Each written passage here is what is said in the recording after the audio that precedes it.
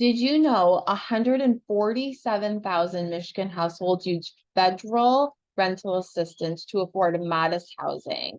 Of those, 73% are seniors, children, and people with disabilities. Hey guys, welcome back to the channel. On tonight's episode, we're going to break down HUD housing and the guidelines to follow as a landlord. So let's get started. On tonight's agenda, we're going to break down the government official term for what HUD housing is, a step-by-step guide to follow, and the pros and cons when dealing with a tenant that has Section 8 housing. So let's break this down. What is HUD housing? The Department of Housing and Urban Development is a U.S. government agency that was created in 1965 to expand America's welfare state. Its primary mission is to improve affordable home ownership and to support the housing market. So what's really cool about HUD housing is it's geared toward increasing safe and affordable rental options, reducing homelessness, fighting housing discrimination, and ensuring that our vulnerable populations have somewhere safe to live. So let's talk about the key takeaways of that definition alone. So we are working to support our community in allowing for home rental ownership options. HUD enforces Fair Housing Acts. It offers housing assistance through a grant through the Housing Choice Voucher program. And also, it prohibits discrimination in housing based on your sex, your race, your color, your national origin, your religion, family status, and disability.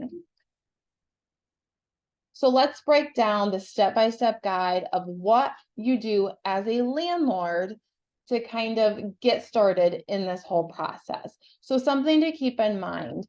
Before a tenant comes to you with a Section 8 voucher interested in living in your property, they have a whole list of stuff that they have to complete to get approval for this to even occur. So once they come to you, all of that stuff has already been done. Keep in mind, this can take several months. So voucher holder has done everything they need to do. They've been approved for this voucher and this assistance. So they need to go out and find property, right? They need to find a house or apartment that they're interested in buying. Once they do, they're going to reach out to that landlord, and the landlord themselves will fill out a request for tenancy approval form. This is where we break down the details of the unit. How many beds, how many baths, maybe utility cost, what the tenant's responsible versus what the landlord covers. And that all has to be sent in for approval by the PHA. That is the, I just lost my train of thoughts. Oh my gosh, you guys. Public Housing Agency. I am so sorry. I just had a complete brain fart. The Public Housing Agency. So once that form is sent in, the landlord will screen the tenant as normal. So for us, we use Rent Ready, right? So that tenant is going to apply to that home just like any other tenant would. They're going to fill out our application. They're going to proceed with the criminal background check, the eviction history, credit score, all of that information. Once we approve that tenant, if we approve that tenant, but once we do, the local PHA will review that rent amount. So they will sit down, they will make sure that that tenant or prospective tenant can afford this house and the bills that go along with this house. Once that's been agreed upon, the inspection is scheduled. So this is different from just that walkthrough that you would typically have with your tenant prior to them moving in. This is scheduled with the PHA, and they schedule an inspection to make sure it meets the criteria for a house to fall under the ability to rent through Section 8 housing. So once that has been done and you've gotten no red flags, then the rent is agreed upon by the local PHA, and then we sign the lease and we proceed as normal. So a lot of questions that come up when I was reading and researching this topic is, if I'm a landlord in Michigan, how can I accept Section 8 vouchers from tenants? So it's pretty simple, right? You apply, just like a tenant would apply to live in your home, you're gonna apply to hold these tenants that have these vouchers in your houses or your apartments. So to apply for Section 8 payment for your rental property, you have to submit some documents. Proof that you're the legal owner of the property, proof that you are current on all the property taxes, and then proof the property is insured. 3 documents that you should absolutely have, right? So you must also undergo an annual inspection of your property to ensure it remains in compliance with the HUD standards. Criteria for Section 8 applicants. This is really important, and I think good piece of knowledge to have if you're new to this world.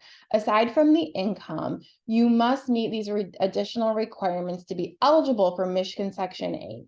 I'm sure if you live in another state, these additional requirements are easy to find. I just went to hudhousing.com or .gov, and they had all of the states listed. I just clicked on Michigan and it dropped down all of this information for me. So, US citizen or legal alien, able to pass a criminal background check, and not delinquent in child support payments. That information was new to me. I did not know that child support payments had anything to do with Section 8 housing. So look at me learning something. In addition, you're also going to receive priority for Section 8 voucher if you are in one or more of the following categories: currently homeless, currently pregnant, parent of a young child, elderly, and disabled. So let's talk about responsibilities of the landlord. Section 8 landlords have the same responsibilities as private landlords. Nothing changes.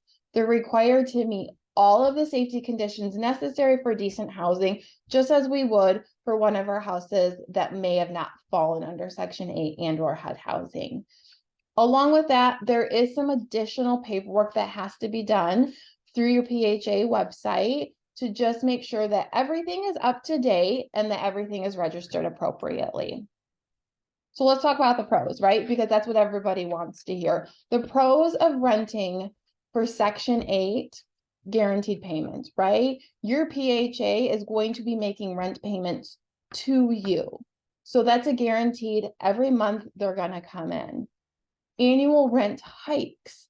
Once a year, you can request basically an evaluation of rent and request an increase if you want. Keep in mind, this can only be done once a year and it will be either approved or denied.